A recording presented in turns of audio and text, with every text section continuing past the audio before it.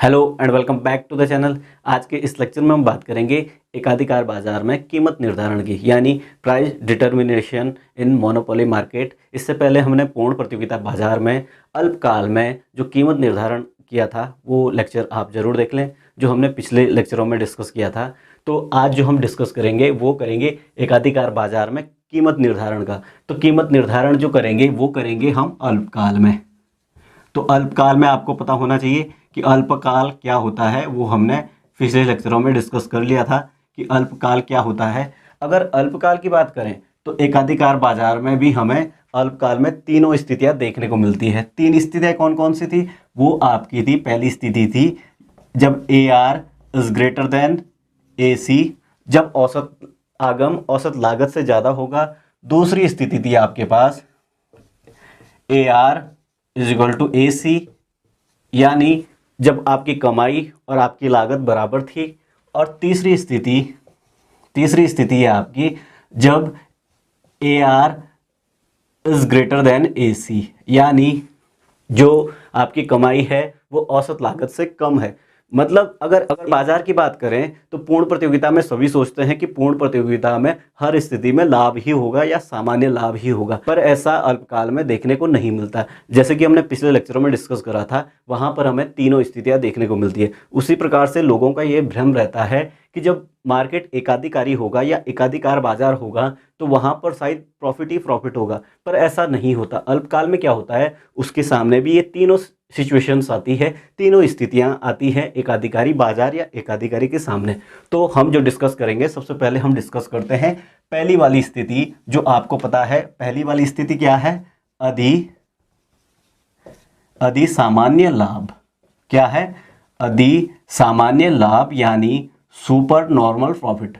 Super normal profit की अगर बात करते हैं तो उसमें क्या है आपकी पहली स्थिति, यानी A R is greater than A C. अगर इसकी बात करें तो इसके लिए हम सीधे डायग्राम बनाएंगे। तो डायग्राम बनाते हैं। ये आपका डायग्राम बनेगा, ये आपका एक्स एक्सिस हो गया और ये हो गया आपका वाई एक्सिस। हम क्या कर रहे हैं, एकाधिकारी बाजार को पढ़ रहे हैं। तो एकाधिकारी बाजार में आपको पता होना चाहिए कि ए आर वक्र कैसे खींचा जाता है और एम आर वक्र कैसे खींचा जाता है। अगर आपको पता नहीं है तो आप पिछले लेक्चर देख सकते हैं, वहां से आपको पता चल जाएगा। इस वाले में हमारे पास दो कंडीशंस रहेंगी। पहली स्थिति है आपकी जो ई होगा, ये आपका होगा संतुलन का बिंदु। ई क्या होगा? संतुलन का बिंदु। संतुलन बिंदु क्या होगा? ई।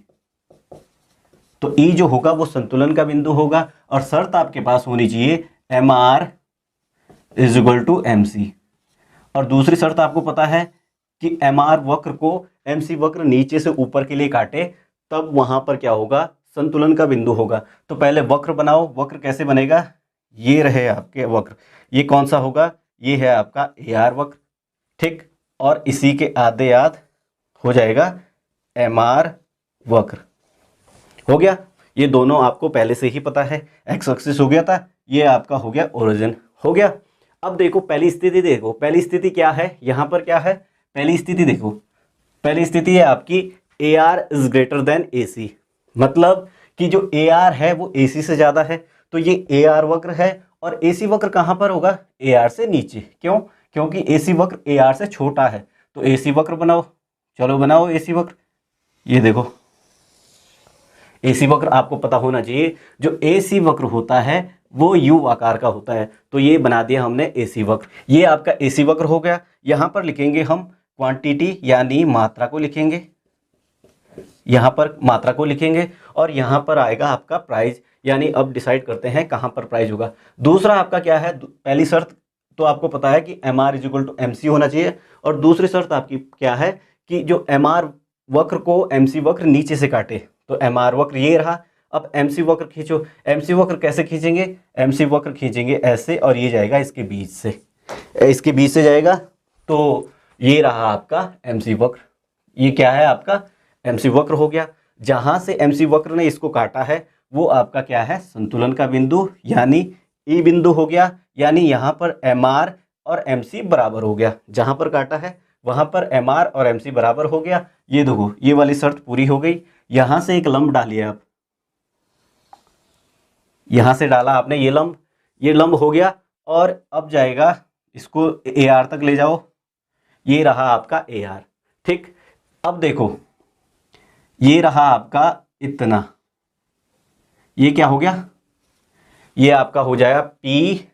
पहले तो आप ए आर देख लो जो आपकी कमाई है, ए आर और कमाई कितनी, पी क्या होता है, बराबर होता है, ये आपका पी हो जाएगा और ये आपका हो गया पी वन, ये वाला पी वन हो जाएगा और इसको डाल दो ए डाल दो और इसको डाल दो बी, हो गया।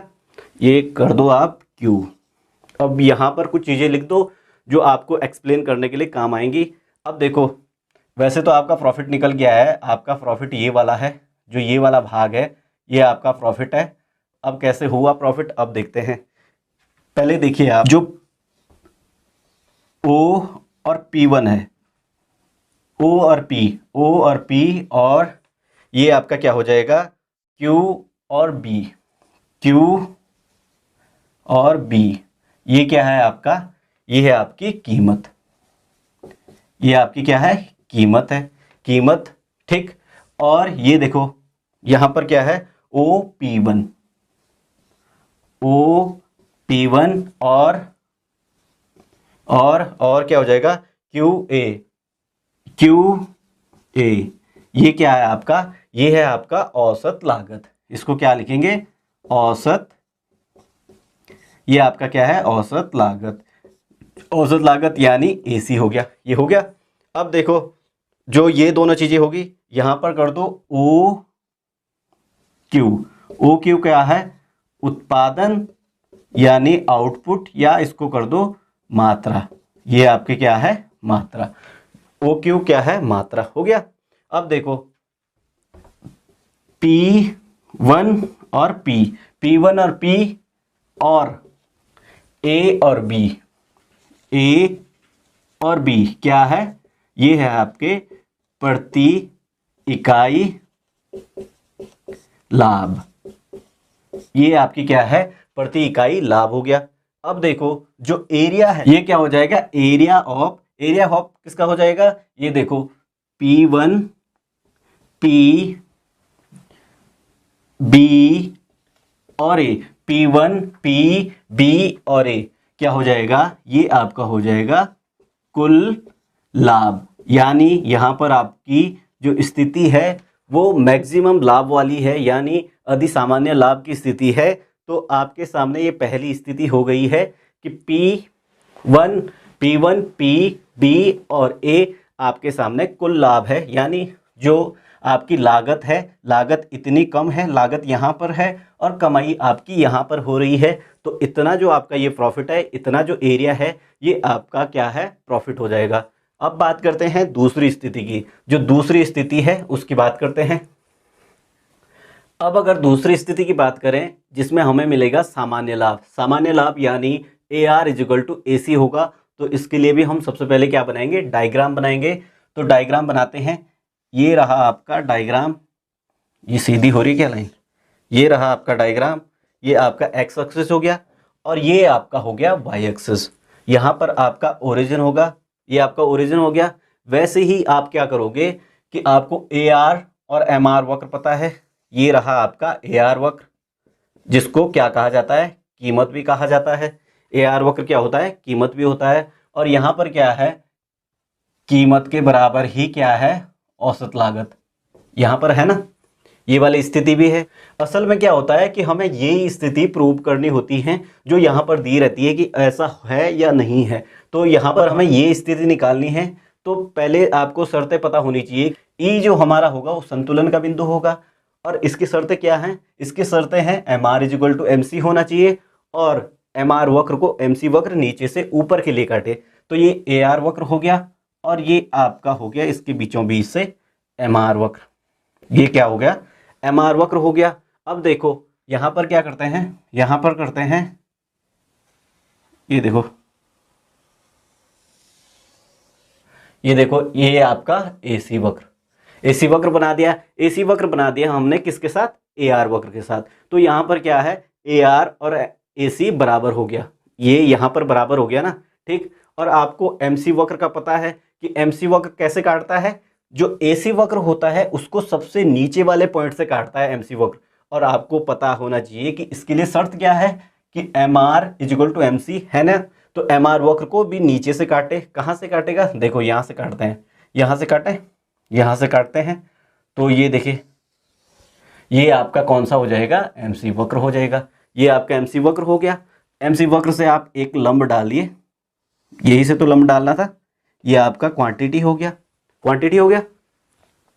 इसको आगे बढ़ा दो, ये हो गया ये वाला, और ये ही था आपका पी भी था आपका। तो ये आपका हो गया पी। इतनी स्थिति होगी। यहाँ पर क्या कर सकते हैं, यहाँ पर लिख सकते हैं ओ क्यू क्या है, आपका मात्रा। ओ क्यू क्या है, ओ क्यू आपकी मात्रा है। ठीक, अब यहाँ पर ऐसी स्थिति आपको पूर्ण प्रतियोगिता में देखने को मिली थी, वैसी ही स्थिति आपको यहाँ पर भी दिख रही है। यानी जो हमें प्रूव करना था, प्रूव हमें करना था P इजिकल टू ए सी। तो P तो आपका ये रहा, ए सी आपका ये रहा। तो क्या बराबर है, जो कीमतें हैं वो बराबर हैं? हाँ बराबर हैं, क्योंकि यहाँ पर क्या है, दो लाइनें जा रही हैं। ये देखो ए आर वक्र की भी यहीं पर जा रही हैं और ए सी वक्र की भी यहीं पर जा रही है। तो क्या हो जाएगा, A R is equal to A सी हमने क्या कर दिया है, ये प्रूव कर दिया है। यानी इसकी स्थिति क्या हो जाएगी, ये आ जाएगा आपका एकाधिकार बाजार में जब सामान्य लाभ की स्थिति होती है तो वहां पर क्या होता है, A R is equal to A सी होता है। तो ये आपकी दूसरी कंडीशन है। दूसरी कंडीशन कैसे थी, यहाँ पर क्या है, ए सी वक्र आपने ए आर वक्र के समान खींचा है, यानी ये स्थिति भी आपकी एकाधिकार में आती है। तो ये आपकी दूसरी स्थिति हो गई, यानी सामान्य लाभ की स्थिति। अब देखते हैं तीसरी स्थिति। तीसरी स्थिति किस प्रकार की होगी, ये देखते हैं। तो तीसरी स्थिति की बात करते हैं, जहां पर जो प्रोड्यूसर को है यानी फर्म को जो है वो हानि की स्थिति देखने को मिलती है। वो कैसे कि यहाँ पर क्या है कि ए आर कम होता है ए सी से। ये स्थिति कब आती है, पहले आपने देखा अधिसामान्य लाभ की स्थिति, फिर सामान्य लाभ की स्थिति, और अब क्या होगा, जो ए आर वक्र है वो ए सी वक्र से छोटा होगा यानी कम होगा, यानी लागतें ज़्यादा लगेंगी और कमाई कम होगी। तो इसके लिए भी पहले क्या करते हैं, डायग्राम बनाते हैं। तो डायग्राम बनाएंगे, ये रहा आपका डायग्राम। तो ये आपका एक्स एक्सिस हो गया और ये रहा आपका वाई एक्सिस। ये यहाँ पर ओरिजिन हो गया, खींचो आप ए आर वक्र खींचो, ये रहे आपका ए आर वक्र। ये क्या हो गया, आपका ए आर वक्र हो गया। और यहाँ पर खींचो आप एम आर वक्र, ये आपका क्या हो जाएगा, एम आर वक्र।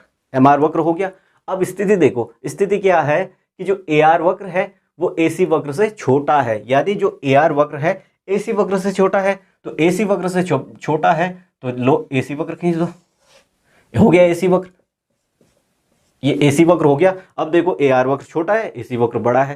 ठीक, आपको पता होना चाहिए कि जो एम सी वक्र है वो ए सी वक्र को कैसे काटता है, सबसे नीचे वाले पॉइंट से। तो सबसे नीचे वाले पॉइंट से देखो, सबसे नीचे वाले पॉइंट से कैसे काटेगा, ये रहा एम सी वक्र, इसने काटा। अब यहां से क्या करो, यहां से लंब डालो, ये क्या आ जाएगा आपका क्यू आ जाएगा। इतना आपको पहले भी करा है आपने, ऐसे करना है कि आपने लंब डाला और ये आपका क्यू आ गया। यही इसको आगे बढ़ाओ, ये कहाँ तक जाएगा, ये ए आर भी काट दिया इसने और ये काट दिया, क्या काट दिया, ए सी वक्र भी काट दिया। अब यहाँ से सीधी लाइनें दे दो आप, फिर तो निकलेगा लॉस, कितना लॉस हुआ है वो निकलेगा तब। अब देखो यहाँ पर कुछ बिंदु दे दो, ये आपका हो गया जो ए आर वक्र था, इसको दे दो P और ये क्या हो जाएगा, P1 हो जाएगा। इसको दे दो A और इसको दे दो B।